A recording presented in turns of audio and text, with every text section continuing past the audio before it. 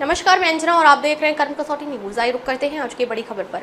2027 विधानसभा चुनाव नजदीक आते ही सभी राजनीतिक पार्टियों ने उत्तर प्रदेश में ब्राह्मणों को रिझाने के लिए काम शुरू कर दिया है। उत्तर प्रदेश की योगी सरकार में ब्राह्मण डैमेज कंट्रोल करने के लिए समाजवादी पार्टी ने अपनी पार्टी के ब्राह्मण नेताओं को पूरे सूबे में घूम घूम कर ब्राह्मणों को रिझाने का कार्य दे दिया है। कानपुर में आज समाजवादी पार्टी के पूर्व मंत्री पवन पांडे ने आकर कानपुर के ब्राह्मण वोटरों को रिझाने के लिए शहर में घूम घूम कर कार्यक्रम करने का कार्य शुरू किया। सबसे पहले प्रेस वार्ता कर मीडिया से बात की और बताया कि योगी सरकार में ब्राह्मणों का एनकाउंटर, ब्राह्मणों पर फर्जी मुकदमे और फर्जी मुकदमे में ब्राह्मणों को जेल भेजा गया। पूर्व मंत्री पवन पांडे ने ब्राह्मण वोटरों से अपील की, इस बार समाजवादी पार्टी का साथ दो। वहीं अपराध के बारे में बात करते हुए बताया कि नेशनल क्राइम रिकॉर्ड में योगी सरकार में सबसे ज्यादा अपराध बढ़ा है। फर्जी एनकाउंटर से अपराध नहीं कम होता और न ही समाजवादी पार्टी कार्यालय में नेशनल क्राइम रिकॉर्ड तैयार किया जाता है। 2027 चुनाव में कांग्रेस के साथ चुनाव लड़ने पर बोले कि ये राष्ट्रीय नेतृत्व का काम है, जो आदेश दिया जाएगा वैसा चुनाव लड़ा जाएगा। हमारी पार्टी के नेता श्री मनोज शुक्ला जी के द्वारा अधिवक्ता सम्मान समारोह का आयोजन किया गया है, जिसमें सम्मिलित होने के लिए मैं यहाँ पर आया हूँ। अपनी पार्टी के सभी सम्मानित नेता पदाधिकारियों के साथ और अन्य भी विभिन्न स्थानों पर जाऊँगा। 2017 में भारतीय जनता पार्टी सरकार बनने के बाद से लेकर और आज की डेट तक लगातार पूरे उत्तर प्रदेश में जुल्म अत्याचार बढ़ा है, महंगाई बढ़ी है। जो पीड़ित समाज और परिवार के लोग हैं उनके फेक एनकाउंटर हो रहे हैं, फर्जी मुकदमे दर्ज किए जा रहे हैं, लोगों का उत्पीड़न हो रहा है और उसके साथ ही साथ जो ब्राह्मण समाज के लोग हैं वो भी नहीं बख्शे जा रहे हैं।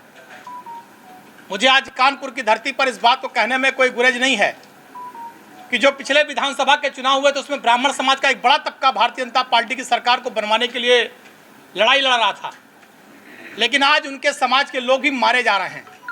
कई सैकड़ा लोग का फेक एनकाउंटर हुआ है, फर्जी मुकदमों में जेल काट रहे हैं।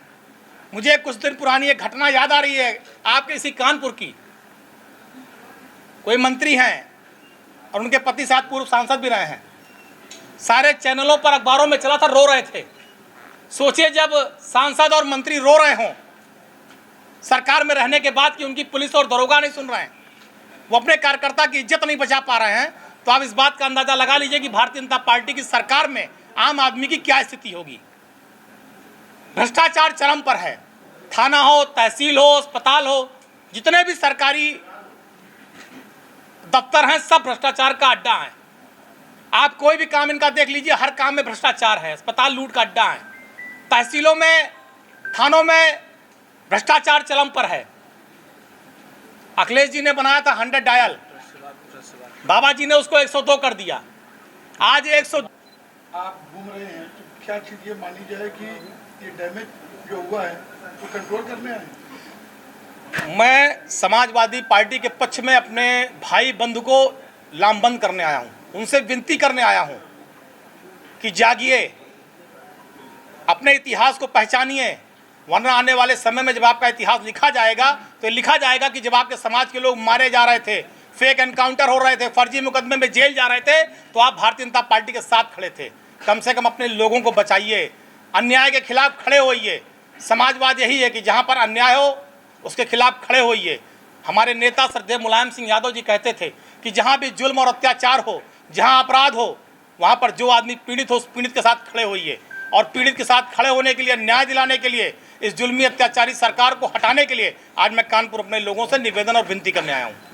जो 27 का चुनाव है तो कांग्रेस और आप एक साथ आएंगे? ये राष्ट्रीय नेतृत्व तय करेगा, ये राष्ट्रीय नेतृत्व का विषय है। बात अगर ये क्राइम की करी जाए तो बीजेपी का ये है कि यहाँ पर जो क्राइम है बहुत कम हुआ है, जो सपा की सरकार थी उसमें ज़्यादा था। जो एनसीआरबी के आंकड़े हैं वो समाजवादी पार्टी के दफ्तर में नहीं बनते, और उस आंकड़े के हिसाब से आज अपराध में यूपी नंबर 1 है, बलात्कार में नंबर 1 है, छिनैती में नंबर 1 है, लूट में नंबर 1 है। जो सरकारी आंकड़े हैं, सरकारी आंकड़ों में आज अपराध में यूपी नंबर 1 है, और उसकी देन है कि भारतीय जनता पार्टी की सरकार है। धन्यवाद। अब तक के लिए बस इतना ही, फिर मिलते हैं एक ऐसी ही बड़ी खबर के साथ। तब तक के लिए नमस्कार और देखते रहिए कर्म कसौटी न्यूज।